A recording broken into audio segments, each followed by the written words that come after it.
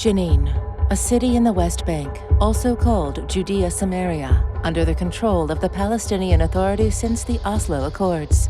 To the east of the city, a vast suburb is known as the refugee camp. It is in this area that the Israeli army has repeatedly clashed with militants belonging to various factions: Hamas, Islamic Jihad, Al-Aqsa Martyrs Brigades. أراد من خلال هذه العملية أن يرمم هزيمته التي لقناه إياها على يد 6:30 a.m., May 11. The IDF soldiers have the task of arresting several of the perpetrators of the attacks that have bloodied the streets of Tel Aviv, Bnei Brak, and Jerusalem since the beginning of the year. While gunfire was being exchanged between the soldiers and the armed Palestinians, about 200 meters to the north, a passerby Salim Awad's cell phone was recording without his knowledge. A group of journalists, including SHIREEN Abu Akleh and Ali Samoudi, walk into the street. Suddenly gunfire, panic. A few seconds pass. And then the drama.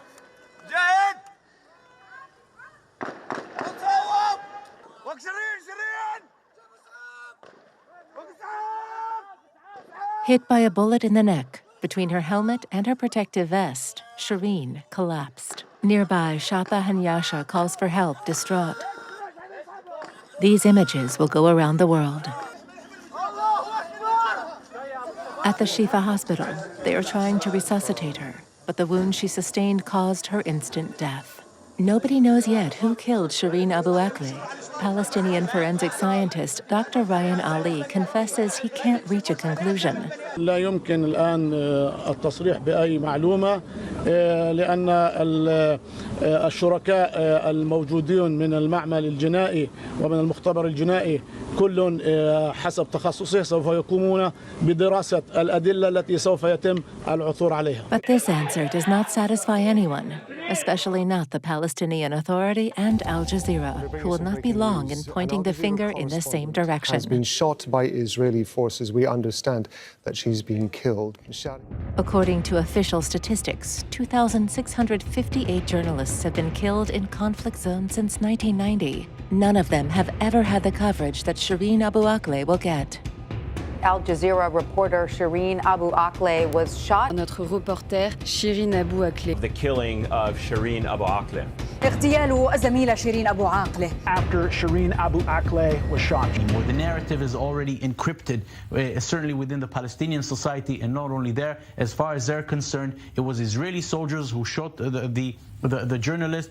Some would even say deliberately doing that. The only way to find out the truth would be to conduct a real joint investigation with the assistance of a neutral third party. But the Palestinian Authority is firmly opposed to this. For them, the case is closed. As of now, the Palestinians refused Israel's offer for a joint investigation. They are the criminals, and the criminals cannot investigate themselves. If you have something to hide, perhaps you are the killer. Nitzana Darshan-Leitner, lawyer and the president of a humanitarian organization, whose goal is to help victims of terrorism by bringing legal action in courts around the world. For months, the Palestinians kept the bullet in their hands. Israel offered a collaborated investigation. Israel offered supervision of the United States, because SHIREEN Abu Akleh was an American citizen, to come and supervise the investigation. The Palestinians refused. They had something to hide. Within 24 hours of the tragedy, a race against time is being waged in newsrooms to conclude what modern journalism calls an open-source investigation. It's a question of finding all the elements available on the internet and of submitting them to various experts. The first is Bellingcat, which publishes a very thorough investigation whose contestable conclusions will be taken up by other media. CNN, The Washington Post, The New York Times are not left out. Following Al Jazeera and the Palestinian Authority, everyone will rush to find the details that will accuse Israel. For the narrative must remain simple, and by definition, the Jews are guilty. Al Jazeera is owned and funded by Qatar, a country that rejects normalization with Israel, sends millions of dollars in funds to Hamas, the terrorist entity that rules Gaza, has connections with terrorist groups like the Muslim Brotherhood and the Taliban. In the second Lebanese war, Al Jazeera was reporting where exactly the missiles were falling in order to direct the Hezbollah organization to shoot better and direct better next time. According to some, the soldiers deliberately shot at the group of journalists. جيش الاحتلال تعمد انه يضل يستمر في اطلاق النار، انا بقدر احكي انه اللي صار هو اغتيال واضح لنا كصحفيين. نحن كنا متوجهين كمجموعة من الصحفيين نرتدي الزي الصحفي الكامل، إضافة إلى الخوذ ومكتوبة بالاسم بالإنجليزي قد العالم كله. جيش الاحتلال كاذب ومجرم وحق. One detail, however, raises questions. Assuming that a soldier had hit Shireen Abu Akleh, could he have seen the press sign on her chest at such a distance? This is not the opinion of several analysts, including Dr. Cherie Trotter and Colonel Kemp. The IDF understands the enormous repercussions of such an action. The notion that they would kill a journalist for their reporting is not only laughable, but shows how disconnected the accusers are from the reality in Israel. The shouting, their comrades maybe getting killed beside them, lots of different people moving around, the smoke, the fear, that confuses people and it causes people to make mistakes. And so it does cause sometimes soldiers, whether they're British, Israeli, American, whatever they might be, to sometimes kill people they shouldn't be killing. In Israel, as in most countries, journalists get an official press card. The government press office is bound by confidentiality, so we interviewed Danny Seaman, their former director. Shireen Abu Akleh, if she was employed by Al Jazeera, as Al Jazeera is recognized by the government of Israel as a bona fide media organization, Shireen Abu Akleh would receive press credentials from the government of Israel.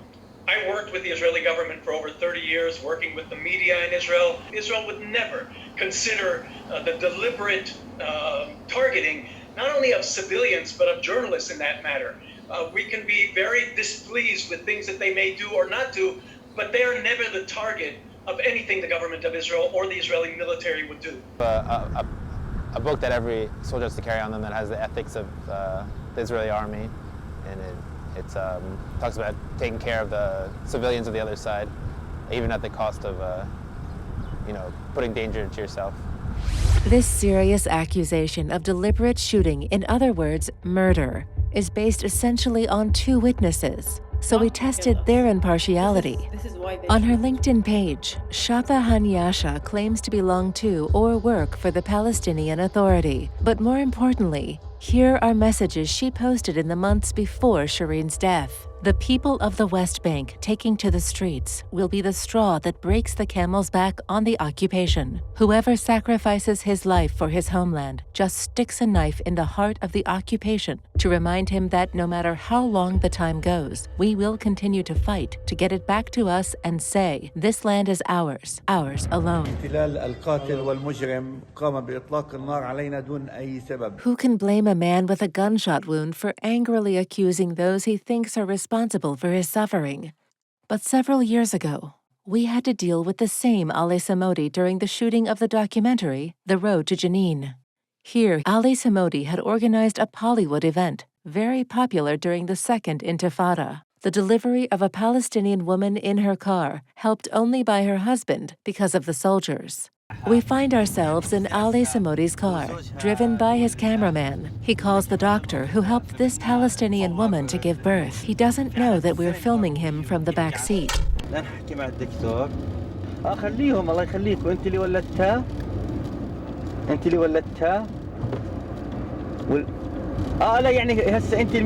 Once at the hospital, the couple explains that she gave birth in the ambulance, which had been slightly delayed. نزلني من سيارة الإسعاف وبده يفحص هويتي وزوجتي راحت على المستشفى من حالها بعد ما ولدت كل شيء. But Ali Samodi and the doctor convinced the couple to play this little comedy. تصيح الدبابة مانعتك وانت بدك تولد ابنك.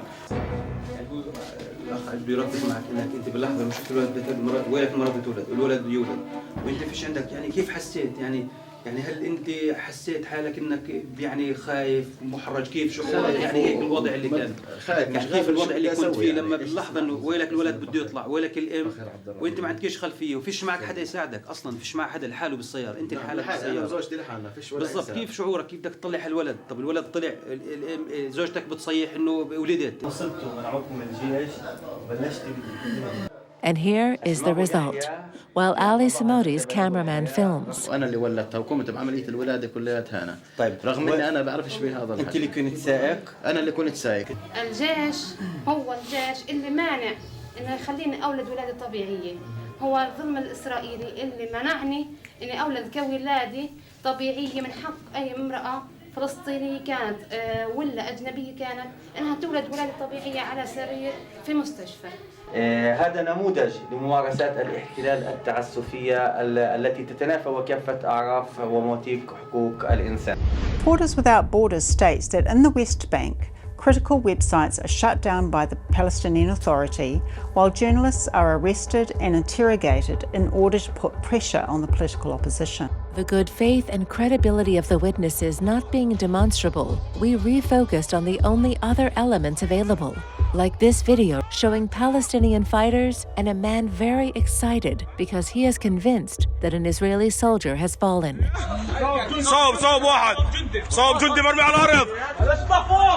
The street from which he appears is here, but no Israeli soldier was injured that day. So who fell? Could he have mistaken Shireen Abu Akleh for a soldier? The Palestinian Authority wanted to make a national symbol of Shireen Abu Akleh, but her status as a martyr is not necessarily recognized by the street, while it's now forbidden for any Palestinian to communicate with the international media. Some, however, agree to give their opinions, provided that their anonymity is respected for security reasons. لو انك انت قتلت كثير صحفية ماتوا وراحت انتست. اما هذه إلها كوانها، إلها المجتمع تبعها، إلها أهلها مسيحية، يعني صليبيين زي أمريكا، زي اليهودي كثير. وفي عالم بتحكي إنه السلطة هي اللي قتلت، عشان هيك إنه حماس قطر بتدعم حماس أكثر من السلطة 100%. ممكن إنه ضد شغل الجزيرة أو ضد السلطة نفسها مثلا، لأنه هدول هم يمكن تنسيق من السلطة كمان، مش من إسرائيل كمان. يعني بخلوش الواحد يعني يحكي في القصة هاي، يعني ما بخلوا حدا يحكي قدامهم يعني، وهيك إنه واحد أي بيحكي أي كلمة يعني، وهيك فيش يمكن يعتقلوه. هذا يعني فيش حرية بالرأي. كنت أسمع يعني إنهم بيغلقوا المكاتب تاعون القناة الجزيرة. علاقات مع الجهاد الإسلامي وحماس وشهداء الأقصى إلها دائما تاخذ منهم الأحداث الحقيقية، يعني توصل للحدث بالضبط إمتى بده يصير. يعني أنا بده يصير اليوم اقتحام على جنين، تكون بجنين قبل ما يطلع الضوء عليهم، تكون غادة محضرة على تجيب الأحداث اللي بتصير بالضبط. شيرين أبو عقلة لا مش شهيدة. ليش؟ لأنه ديانتها المسيحية. الشهادة بس للمسلمين بتبقى. ما نطق الشهادتين، اللي بخش الجنة واللي بروح على الشهيد اللي بنطق الشهادتين. Intrigued by these contradictions, we enlisted the help of a veteran of the GIGN, the French police's shock unit. He is masked given the several actions he has carried out, including the elimination of the Kouachi brothers, responsible for the Charlie Hebdo massacre. L'expérience que je possède me permet a priori de cibler la provenance de tir ainsi que les directions et le calibre d'une munition et d'une arme en fonction, de l'écoute et au visionnage simple d'une vidéo. On distingue bien en fait sur les différentes vidéos qu'on a et les différents plans qu'on peut observer qu'il y a plusieurs types d'armes, plusieurs tirs qui sont pas forcément de la même direction, de la même distance. La munition de 5,56 a une sonorité qui est bien particulière, avec un claquement qui est assez précis par rapport à la Kalachnikov ou d'autres types de munitions. Et sur la vidéo, la détonation qui est entendue est assez spécifique du 5,56. The caliber of the bullet is the subject of consensus, but not all its conclusions. What did you see? I absolutely doesn't agree that there is any Palestinian guy with his gun. There is a crack and then a pop. The time between these By aligning the CNN soundtrack and the original tape, we discovered that the first and most obvious shot, the one that probably killed Shireen, was covered up by the network.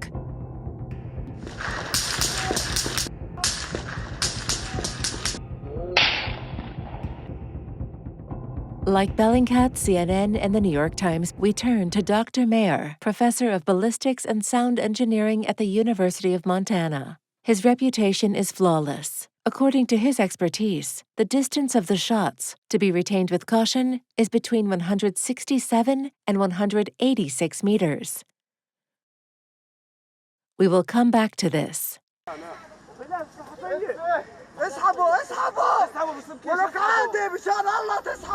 The open source method of investigation is relatively new in the world of journalism. I know he spent a lot of time. On August 22nd, the Global Journalism Investigation Network reported on those used by Bellingcat and Washington Post investigators. He's also able to tell from the audio signatures that the bullets were traveling in the direction of the journalists.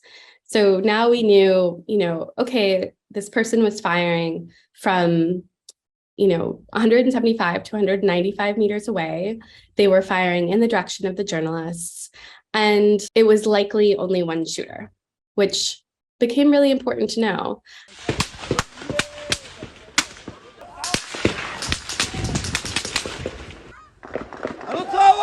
À l'écoute des différents tirs, on peut observer les premiers tirs avec la sonorité et le claquement particulier de la 5.56. Ensuite, il y a une série de deuxièmes tirs qui, là, est plus orienté venant du sud. Parce que pour moi, il n'y a pas forcément un seul tireur, il y a des tireurs. As Professor Mayer points out, several factors come into play. The length of the barrel, the temperature, the strength of the wind, the direction of the bullets. By taking only the measurements defined by the media and transferring them to a Google map, we arrive at this area. The Israeli army is there. Pour moi, les tirs viennent de moins loin. On l'entend spécifiquement sur les bandes son. Ce décalage sur les dernières salves de tir qui sont très étouffées. Et c'est là, c'est des tirs qui viennent de plus de 200 mètres par rapport aux tirs précédents où effectivement on entend bien que c'est des tirs qui sont proches et qui ne dépassent pas pour moi les 150 mètres. But the devil is in the details. Professor Mayer made it clear that he could not define the distance between the gun and the victim, but between the shooter and the sound recorders. This changes everything, because the sound recorders are here. Provided he was equipped with an M4, the shooter would have been in this area, at least 20 meters north of the Israeli position. But it's known that the Palestinians are mainly armed with M16s. The longer the barrel of the weapon, the higher the velocity and therefore the shorter the distance. The hypothesis that's been retained is, however, the use of a mini M4, because it's a common weapon in the Israeli army. A choice that may seem biased. If the bullet was fired from an M16, which has a longer barrel and therefore a higher velocity, he was in that area.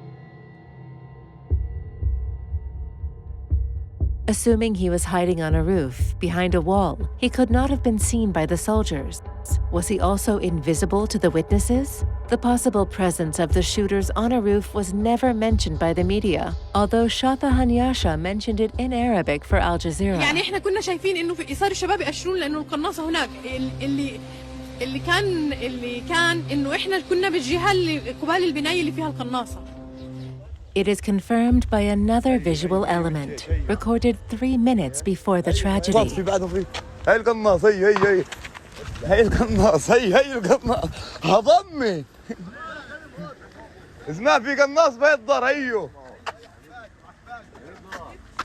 زاد من هاي في ضوء في كلب الدار هي نزلوا في الدار هي على شو اسمه هذول الاثنين اللي هي الدار اللي قالوا عنها لا هذول شباب اللي طوموا بس نزلوا في دار في الانشاء في هون وفي هون. The house under construction is there. If an Israeli sniper had positioned himself on the roof of a building or in an apartment, it's almost certain that the inhabitants would have been quick to report the presence of the soldier. This would be the ultimate proof of the murder of which Shata Hanyasha and Ali Samoudi accused the army, but no one came forward. The passerby, on the other hand, seemed convinced that it was a young Palestinian fighter. This time, we called in a ballistics expert to the courts in the south of France. Ain Artuso immediately rejected the hypothesis that Shireen Abu Akleh could have been killed by a sniper. Un sniper, en fait, son but, c'est de faire des victimes à distance et surtout de ne pas être vu pour pouvoir reproduire son geste plusieurs fois. Donc, qu'il soit vu par des personnes civiles ou autres à distance, c'est un peu problématique quand même. Pour des tirs à distance, on utilise des calibres beaucoup plus gros, du 30 ou du 338 ou du 300, mais pas du 5,56 en tireur sniper. Hein. Parce que c'est un projectile qui est très léger et qui après va être instable avec le vent, avec différents éléments qu'il peut rencontrer. But from a distance, nothing looks more like a sniper than a shooter with a long-barreled rifle. We learned that most likely Shireen Abu Akleh was killed by Palestinian forces by the Al-Aqsa Martyr Brigades, which is a terror organization belong to the Fatah. I find the working complaints against Mahmoud Abbas, the head of the Palestinian Authority, for the death of Shireen Abu Akleh. We move from one accusation to another. But during this counter-inquiry, we become aware that the mainstream media, in the line of Al Jazeera, was perhaps a little too quick in its denunciation of the Israeli army. Rien de péjoratif, mais de simples journalistes n'ayant pas vécu ni de formation sur l'armement petit calibre, sur la balistique, qu'elle soit lésionnelle ou qu'elle soit balistique simple à la sortie de l'arme, ainsi que tout son parcours qu'elle peut effectuer dans l'air, etc.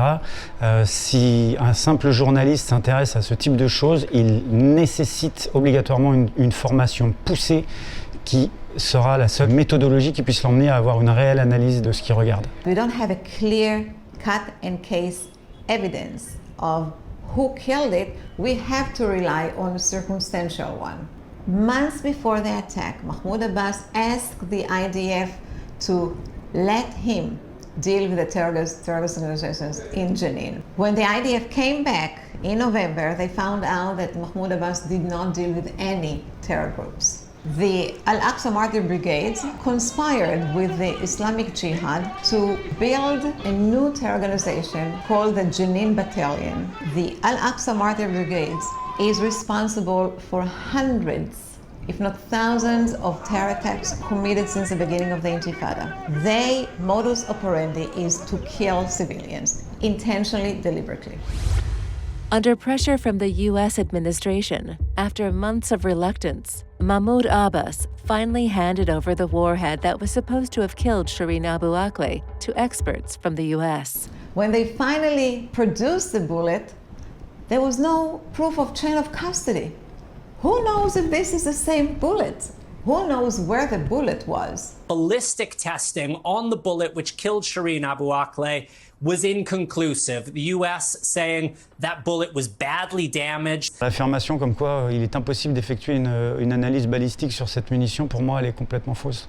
This declaration of the American and the Israelis together is baseless. There is no anyone to point to that killed Shireen Abu Akleh. Immediately afterwards, Al Jazeera proudly announced that it had obtained the bullet and photographed it.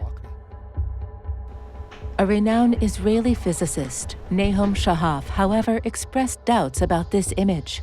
You see that the shape here is almost straight. Here is more curved. Here you see that it's without any special sign on this. Here you can see the ring and another ring here. Now go back to the Al Jazeera tip. First of all, you see that it's curved, not as the M16. Very strong curve. The tip here is more round. You see that that man have short fingers. If I take the ratio between this diameter and this diameter, I get that the diameter of the finger are about 14 millimeter. What the physicist wants to demonstrate is that the caliber of this bullet seems to be closer to that fired by a Kalashnikov than by an M16. Did Al Jazeera get the real bullet? It would not be the first time they lied to promote their anti-Israel agenda. The bullet by itself is not foolproof because they change it, and you can see that they destroy it. And if they destroy it, it means they add something to hide. Elaine Artuso has the same doubts. J'en ai fait quelques-uns quand même des blessés et des décès par 223 Remington, et j'ai jamais eu cette configuration de projectile, sincèrement. Pour moi, ça ressemblerait plus à un projectile qui a été peut-être à côté, ou enfin j'en sais rien, mais bon, ça me dérange, sincèrement ça me dérange. Bon, il nous manque des éléments, j'aurais aimé voir si l'orifice d'entrée correspondait à un orifice d'entrée par tir direct, ou si éventuellement il était oblong, déchiré, et là ça voudrait dire que le projectile a touché quelque chose, a dévié et a malheureusement atteint la victime. L'aspect de ce projectile me fait penser à un projectile à ricocher sur quelque chose. Il a atteint tangentiellement une surface relativement dure, il s'est écrasé sur sa partie fractrice, s'est relevé physiquement par effet élastique, et donc il a déformé sa base qu'il a mise en éventail. After months of American pressure, the Israeli army admitted that it was likely a soldier that killed SHIREEN Abu Akleh by accident. Many doubts remain. This did not prevent the media from considering this announcement as an admission, while omitting the second part of their conclusion. Another possibility that remains relevant is that Mrs. Abu Akleh was hit by bullets fired by armed Palestinians. Everything leads us now to believe that the shooter was there or there. In any case, far north of the Israeli position. اللي كان إنه إحنا كنا بالجهة اللي قبال البناية اللي فيها القناص. Who did it?